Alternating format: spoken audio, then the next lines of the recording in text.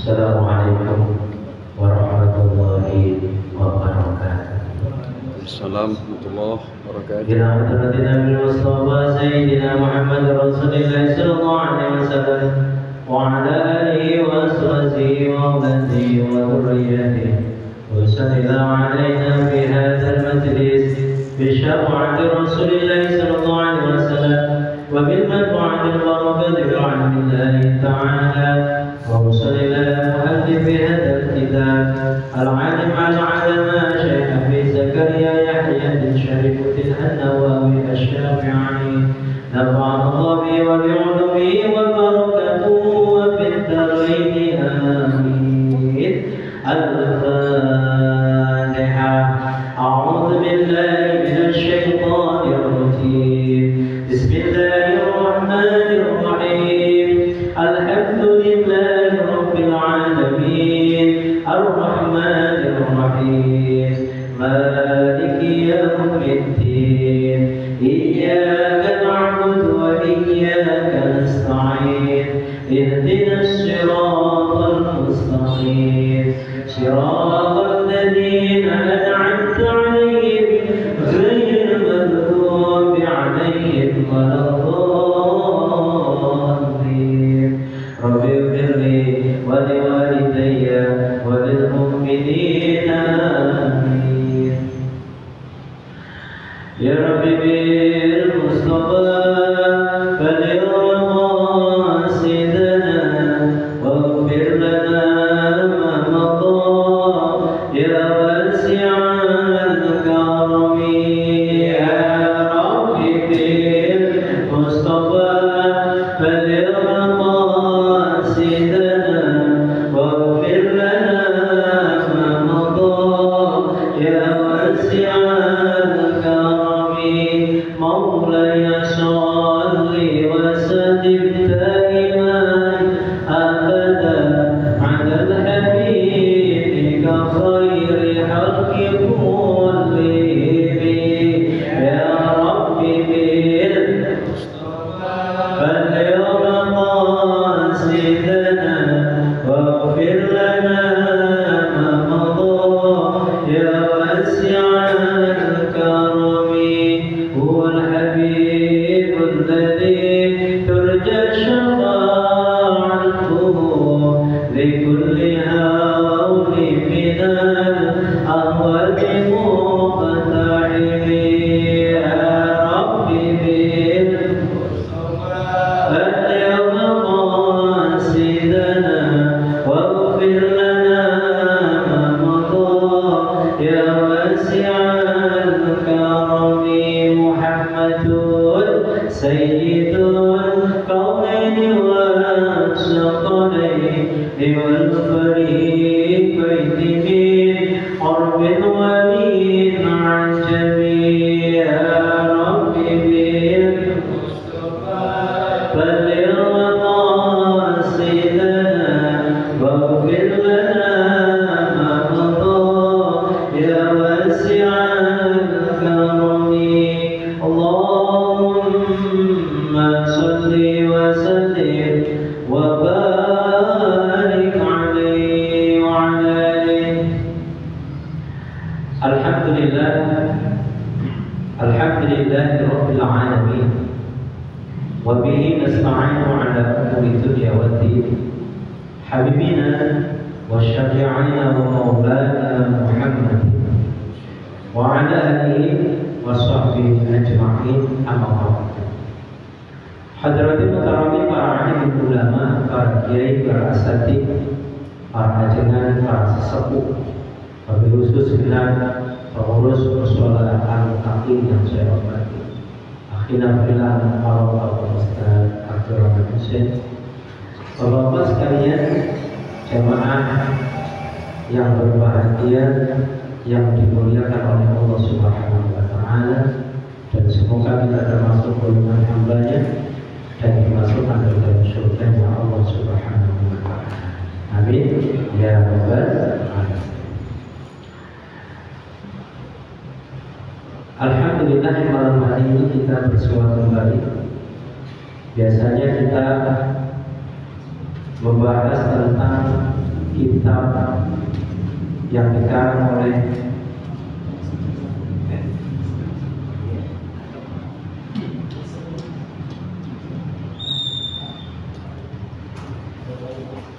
Syekhuna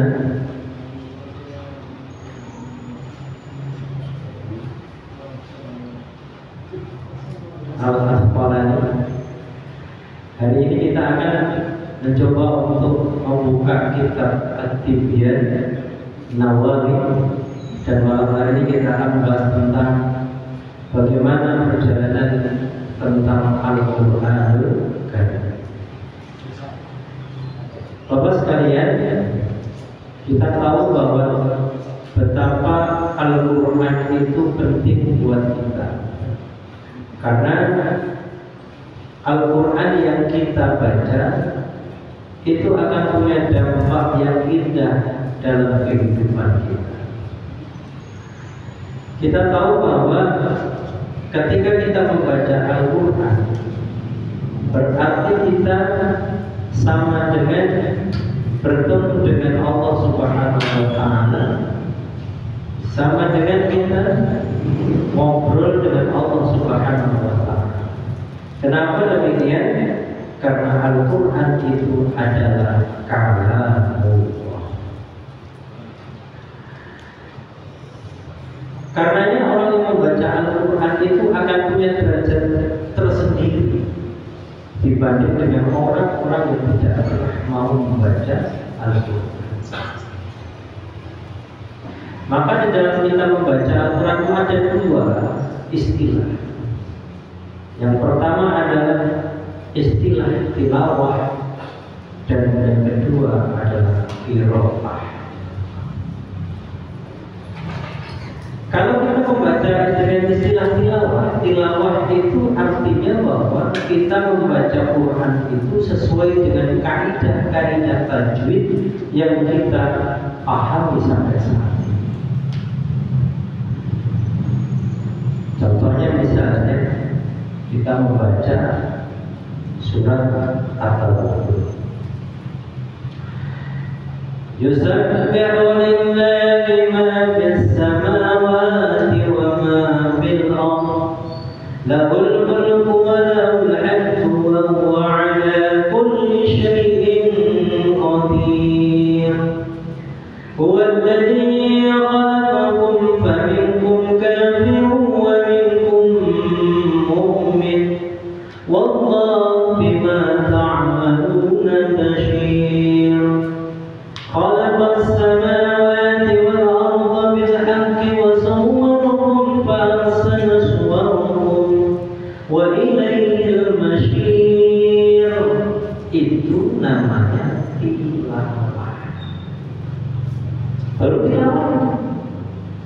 Tilawah itu apa? Termasuk golongan orang yang membaca Al-Quran yang akan dijamin oleh Allah dengan surganya? Pasti. Kenapa? Karena orang yang membaca Quran dengan tilawah itu punya nilai tersendiri di hadapan Allah.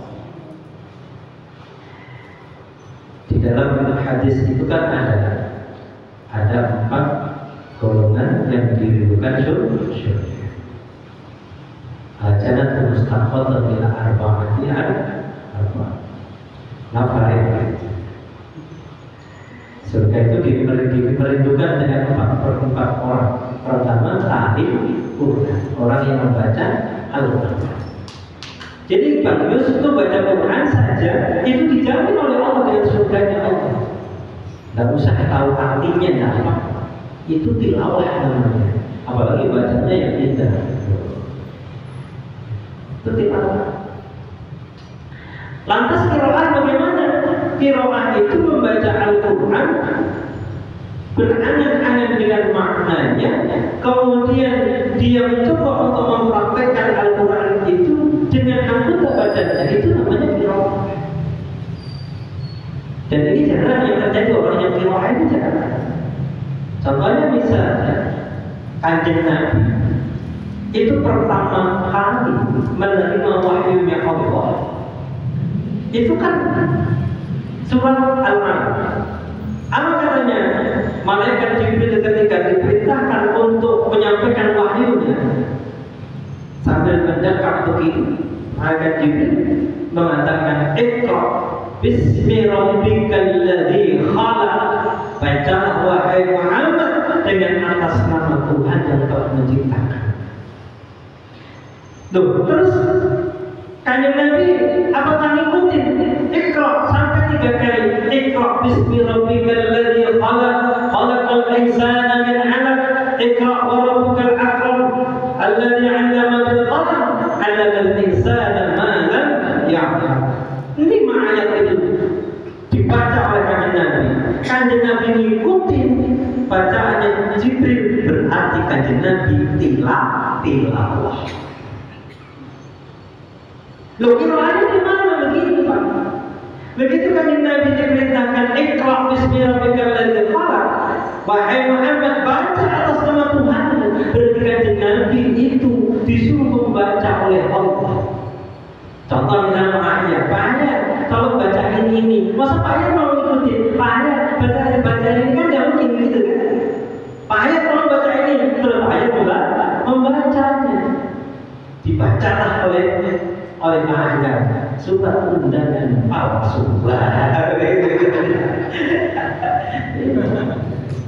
Dibaca Pak Ayah, ternyata palsu undangan.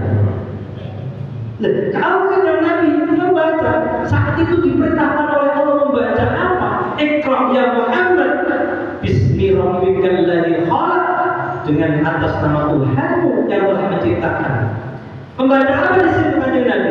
Membaca dirinya sendiri. Di tempat yang gelap, bertahan di sebuah gua yang sangat gelap. Di situ Kanjeng Nabi membaca apa? Membaca dirinya, membaca para sahabatnya, membaca lingkungannya, membaca alam semesta yang Allah ciptakan itu. Jadi ketika Nabi membaca, baru itu yang disebut dengan qiraah. Praktek nih, qiraah kita yang kayak gimana?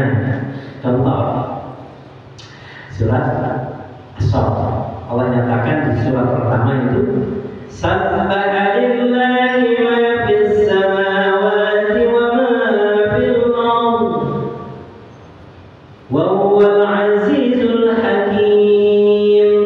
Ya ayyuhalladzina amanu lima taquluna ma la taf'alun kabura maqtan 'indallahi an taqulu ma la taf'alun. Itu kita suruh membaca qiraah. Gimana membacanya? Qiraah Allah menyatakan sabbaha lillahi ma fis samawati wa ma fil ardh, telah bertasbih apa-apa yang di langit dan apa-apa yang di bumi.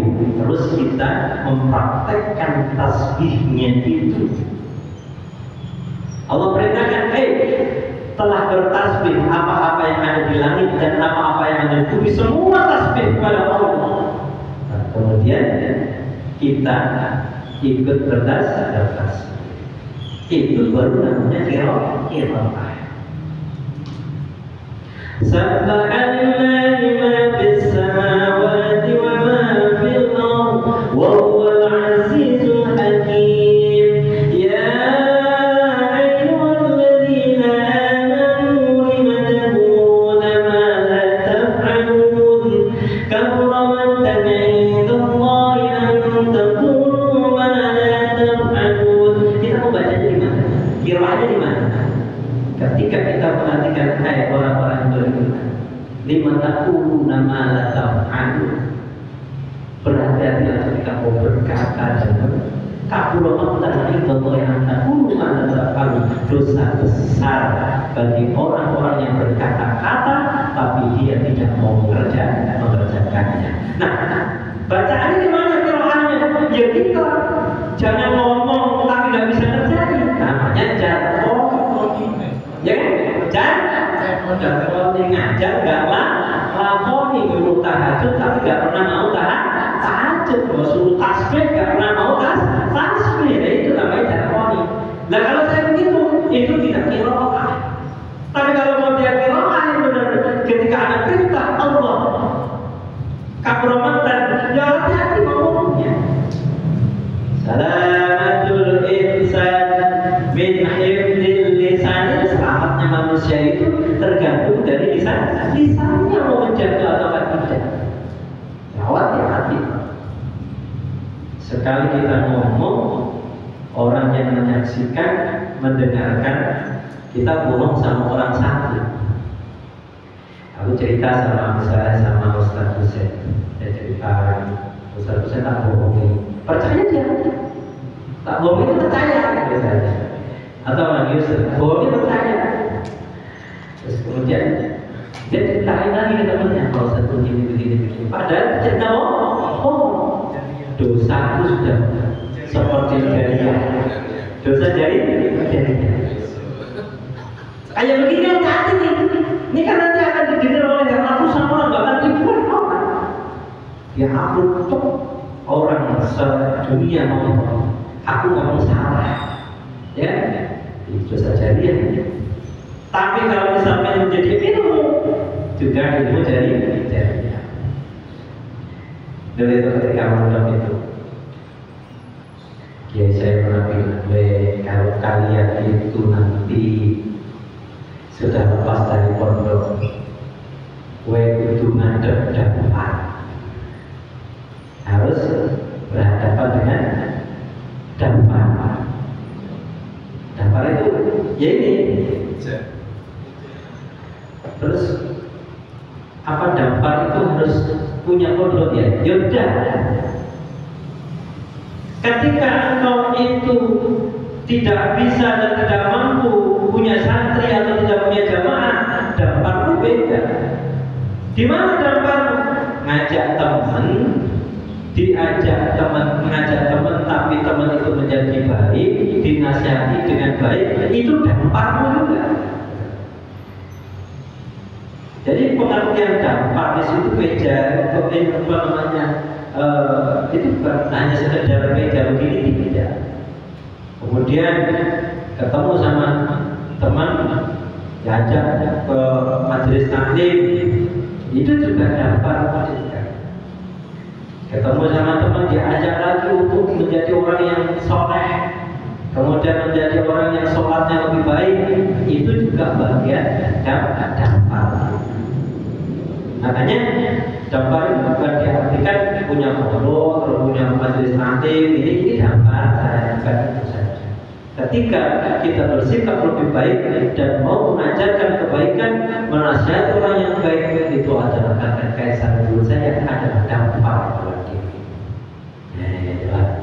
Makanya ini juga kesempatan Bapak ini dapat ilmu dari sini, ya, terus diamalkan. Manfaat buat siapa? Buat diri kita. Buat siapa lagi? Buat anak kita. Buat siapa lagi? Buat lingkungan kita. Buat siapa lagi? Buat bangsa dan negara kita. Jadi orang belajar begini itu jangan dianggap punya kita sendiri, tidak toh. Jadi kalau mau belajar begini ternyata sudah menyumbangkan keamanan, ketentraman dunia. Lau anna ahlul qura amanu wattaqau la fatahna 'alaihim barakatin minas samaa'i. Kalau seandainya lau anna ahlul qura, kalau seandainya orang-orang atau sebuah negara itu, lau anna ahlul qura amanu, kalau seandainya sebuah negara itu diliputi oleh orang-orang yang beriman, aman, wattaqau dan bertakwa kepada Allah, maka Allah akan menurunkan, akan membukakan pintu keberkahan dari langit dan dari bumi. Kan begini Pak Haji, banyak orang ditanya itu kalau ditanya orang itu gini, kalau ngaji itu kepentingannya untuk siapa? Selalu menjawabnya kepentingannya untuk diri sendiri. Kalau tadi saya tanya makanya jawabannya seperti itu, untuk diri sendiri. Ternyata tidak. Ya, jadi kalau kita ngaji seperti ini kepentingannya untuk diri kita sendiri.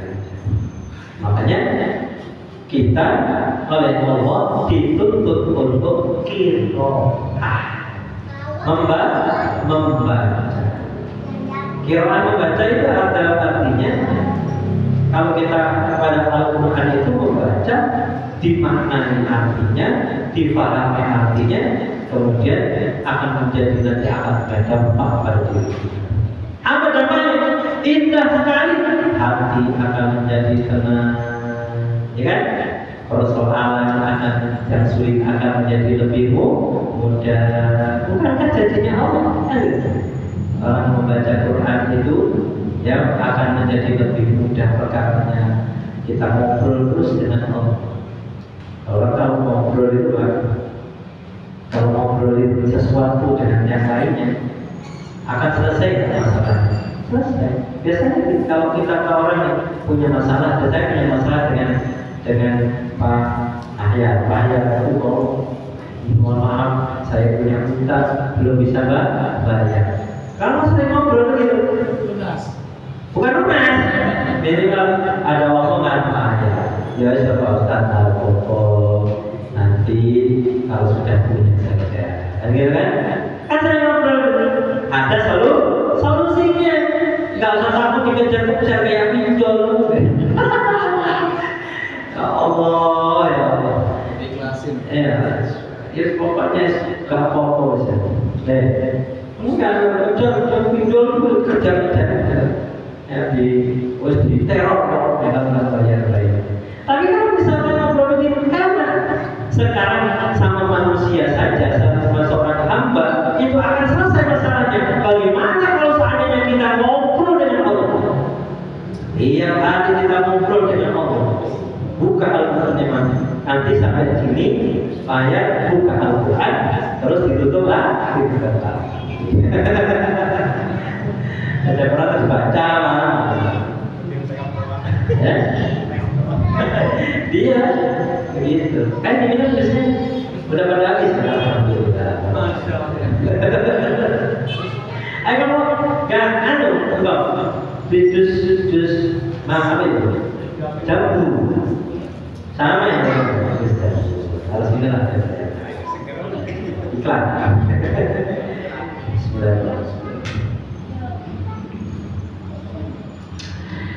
Bapak sekalian, ini ada sebuah hadis dari kanjeng Nabi dari Aisyah radhiyallahu anha.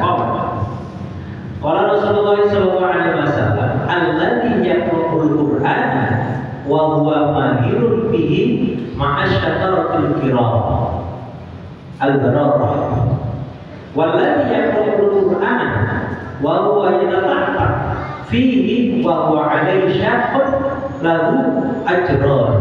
Rawahul Bukhari wa Muslim. Dari Aisyah radhiyallahu anha qala, dari Aisyah radhiyallahu anha berkata, qala Rasulullah sallallahu alaihi wasallam, Rasulullah sallallahu alaihi wasallam bersabda, "Alladzi yaqra'ul Qur'ana wa huwa mahirun bihi ma'asyaratil kiramil barara." Orang yang membaca Al-Quran dan dia itu adalah pandai membacanya, maka dia bersama malaikat syafaratul kiram. Syafaratul kiram itu al-bararah itu yang baik. Jadi malaikat itu adalah utusan Allah. Malaikat syafaratul kiram itu apa? Malaikat yang menjagakan Al-Quran namanya syafaratul kiram. Ya. Kalau diartikan secara literal begini, orang yang membaca Al-Quran dan dia itu mahir dalam membaca Al-Quran itu, maka dia bersama dengan utusan Allah Subhanahu wa Ta'ala atau Rasulullah utusan Allah yang nanti ada di dalam surga. Walladzi yaqra'ul Qur'an wa huwa yata'abbad fihi wa huwa 'alaihi syaqqun lahu ajran. Dan orang yang membaca Al-Quran dan dia membaca tak itu artinya yang terbata-bata, ya kan? Fihi bahwa alaihi syaqqun, maka baginya itu akan diberikan oleh Allah 2 pahala. Enak. Sampai baca Quran terbata-bata enggak? Kalau terbata-bata 2 pahala. Misalnya ya nggak bisa nonton karena kita bacanya kayak Pak ya Yusen mah nggak bisa nyontohin karena bacanya kan udah bagus gitu. Kalau kan Yus nggak bisa nyontohin juga kalau bacanya udah bagus. Ayat juga bagus, hadis bagus baca Qurannya. Ini dua pahala orang yang berbaca-baca yang lidahnya itu nggak benar. Misalkan atau membaca surat kuliah ayat kafirunnya, kul ya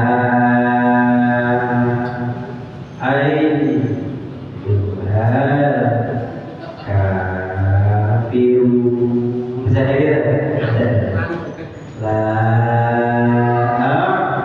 butuh mata butuh. Bacanya apa?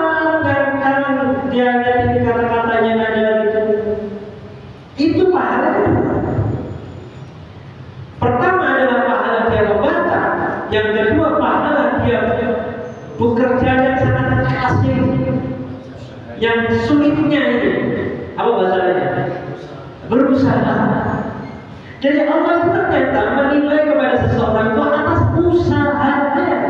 Makanya disebut orang kalau ibadah itu usahanya cuma kencang lagi dapatnya segitu. Ya kan? Contoh sholatnya.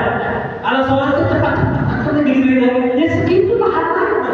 Tapi kalau sholatnya berusahanya maksimal mungkin, bacanya dengan bagus, maka Allah akan memberikan keindahan dalam hidupnya. Tidak berhenti. Baca Quran juga sama. Kasih kesempatan oleh Allah baca Quran, matanya masih bisa. Oh, ada begitu. Bang kita tahu. Iya, ada orangnya datang. Ya Allah, ya Allah. Jadi baca Quran itu harusnya gimana Pak? Istiqomah. Jangan melihat baca Quran nggak bisa karena gini loh Pak. Kalau orang nggak bisa baca Quran itu orang malas bacanya. Iya kalau baca Quran berkah itu pasti malas. Terbata-bata, lidahnya nggak jelas. Kemudian itu malas bacanya. Tapi ketika dia ada usaha yang keras, maka dia mendapatkan dua pahala. Satu, pahala dia membaca, yang kedua atas usaha kerasnya. Yang pandai baca Quran tapi nggak mau baca Quran tidak dapat apa-apa. Tapi ada riwayat dari Abu Musa al-Asy'ari radhiyallahu anhu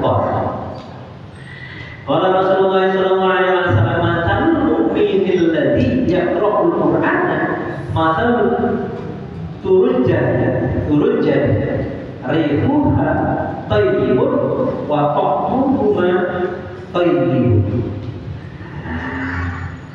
Satu ya, dari Abi Musa al-Asy'ari radhiyallahu anhu berkata, Rasulullah sallallahu alaihi wasallam bersabda, Allahumma shalli ala Muhammad, matalul mu'minin, perumpamaan orang yang beriman, alladzi yaqra'ul Qur'an, kemudian dia membaca Al-Qur'an, seperti buah turujjah, baunya wangi, rasanya manis.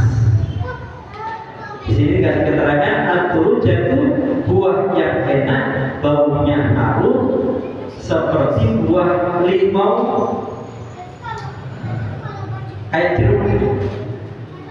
Seperti itu turujjah itu seperti buah limau, ya kan seperti jeruk tapi manis. Itu perumpamaan orang yang baca Quran, orang mukmin yang membaca Al-Quran seperti itu. Kalau orang yang mukmin tapi tidak membaca Quran gimana? Matalul mu'minil ladzi la yaqra'ul Qur'an matalul tamratin la rihaha wa ta'muhuma kullu.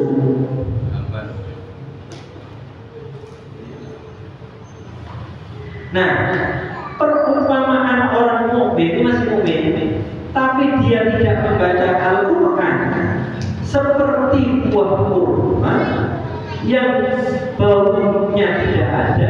Al-Quran kalau nggak ada baunya, lari alaha nggak ada baunya, waktu kurma belum tapi rasanya manis. Itu orang mukmin. Jadi orang mukmin itu kalau nggak baca pakai sampai nggak baca Quran, perumpamaan seperti buah kurma, nggak ada baunya, tapi manis rasanya. Manis rasanya. Enak ya? Masih manis. Kurma kan manis ya? Ya.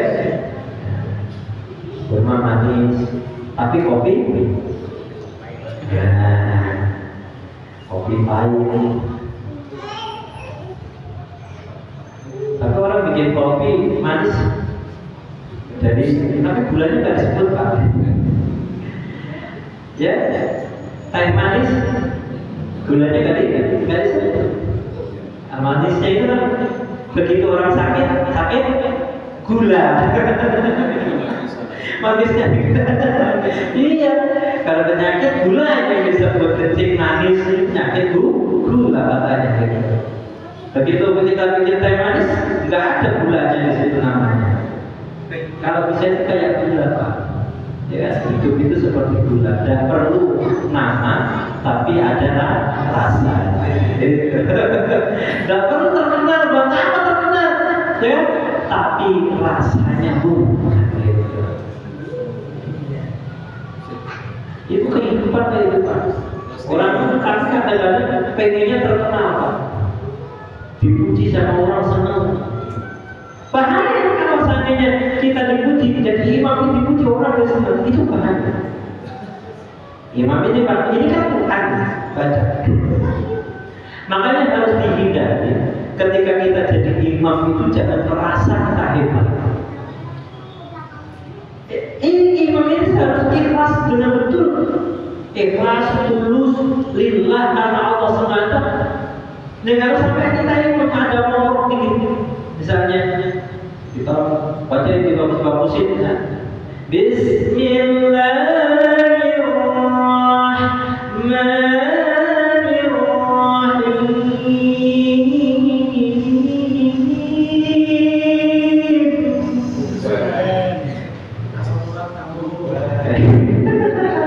Itu namanya lebah. Baca Quran di sini begitu bubar temanya. Alhamdulillahi Rabbil Alamin.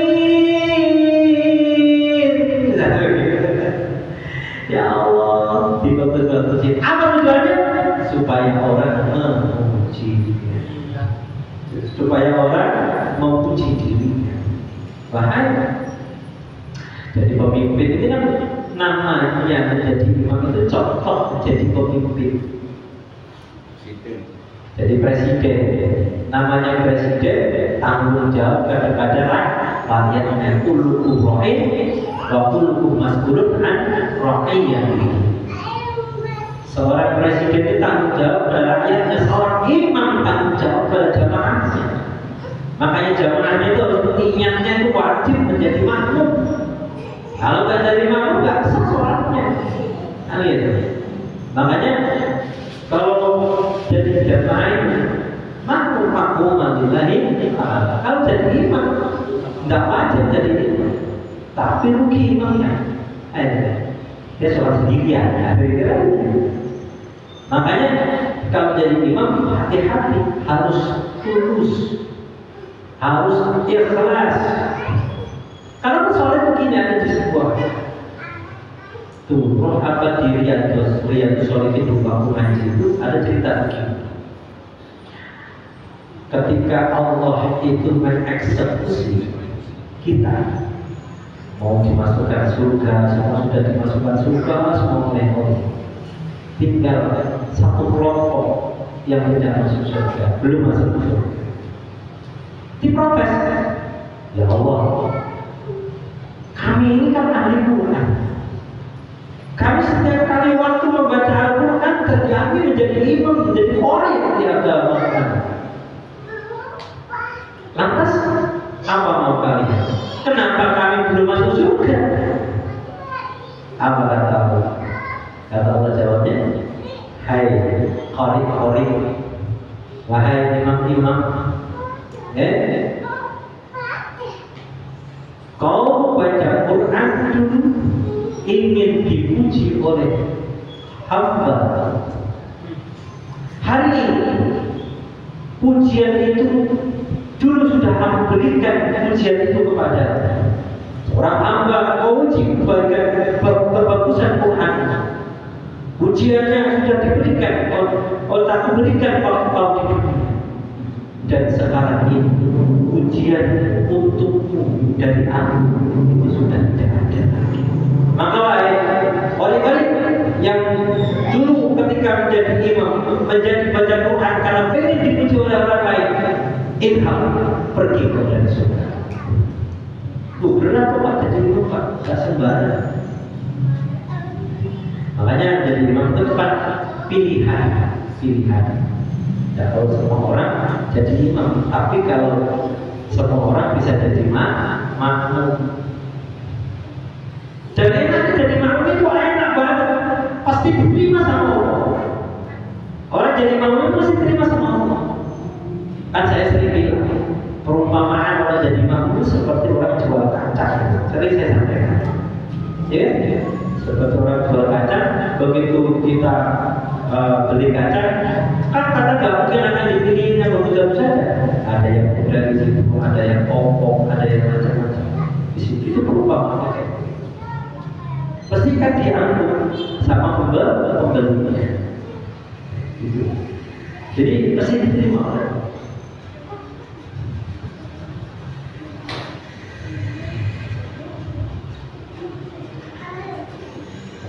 Yang selanjutnya, masalul munafiqil ladzi yaqra'ul Qur'an masalul riqabati rihuha tayyibun wa ta'muha murr.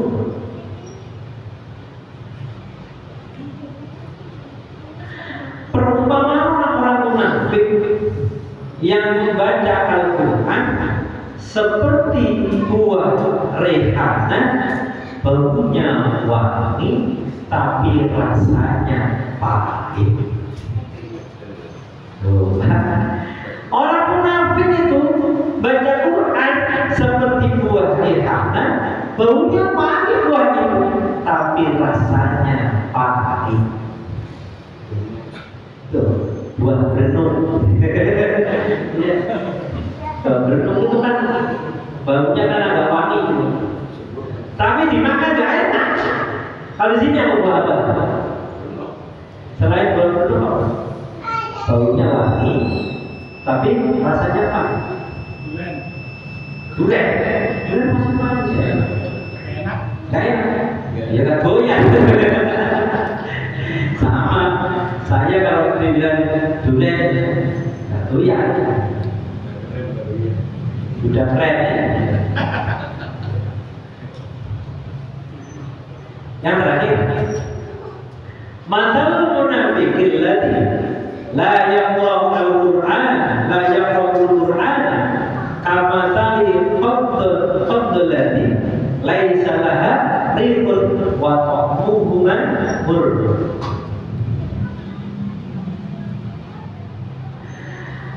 Perumpamaan orang munafik yang tidak membaca Al-Quran itu seperti buah kondol. Buah kondol itu putrawali.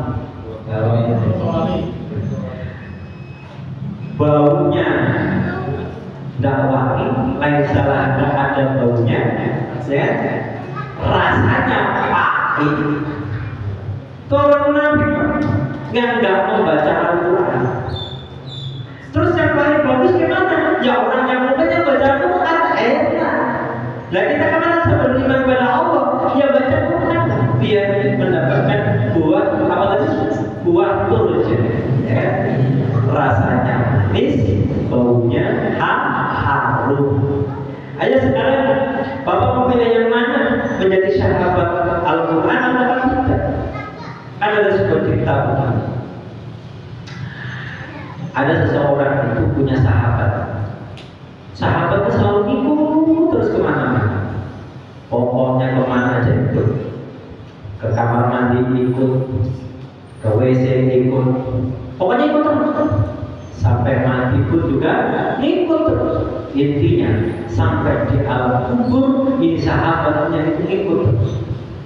Ketika melakukan yang kita ditanyakan antum, aku sahabatnya Mbak Bejo, taruh Mbak Bejo, aku sahabatnya Mbak Bejo. Kau pergilah, aku bertanya dia, kau wahai malaikat, kalau mau bertanya saja, ya silahkan. Tetapi aku tidak akan mau pergi sampai Mbak Bejo masuk surga. Sahabatnya siapa itu? Al-Qur'anul Karim. Makanya ya Pak, kita menjadi sahabat Al-Quran karena Allah sudah berjanji. Kanjeng Nabi Dawud, Iqra'ul Quran fa innahu ya'ti yaumal qiyamah syafi'an ashabi. Baca Al-Quran karena Al-Quran itu akan menjadi penolong di hari kiamat. Di hari kiamat itu siapa yang menolong? Ada tiga penolong adalah sahabatnya. Sahabatnya siapa? Orang yang membaca Al-Quran. Ya sama-sama kita sama-sama berusaha dengan Quran, insya Allah kita akan menjadi sejahtera kita. Amin ya rabbal alamin. Titip salam buat keluarga, sampaikan pada keluarga kita, kemari untuk membaca Al-Quran. Nawiru biyutakum bis sholat wa qiraatil Quran. Terangi rumahmu itu dengan sholat sunnahnya dan membaca Al-Quran. Al-Fatihah. A'udzu billahi minasy syaithanir rajim. Bismillahirrahmanirrahim. Alhamdulillahi rabbil alamin. Ar-Rahmanir Rahim. Maliki yaumiddin. Iyyaka na'budu wa iyyaka nasta'in. Ihdinas siratal mustaqim. Siratal ladzina an'amta 'alaihim غير المغضوب عليهم ولا الضالين. Amin. Terima kasih. Assalamualaikum warahmatullahi wabarakatuh.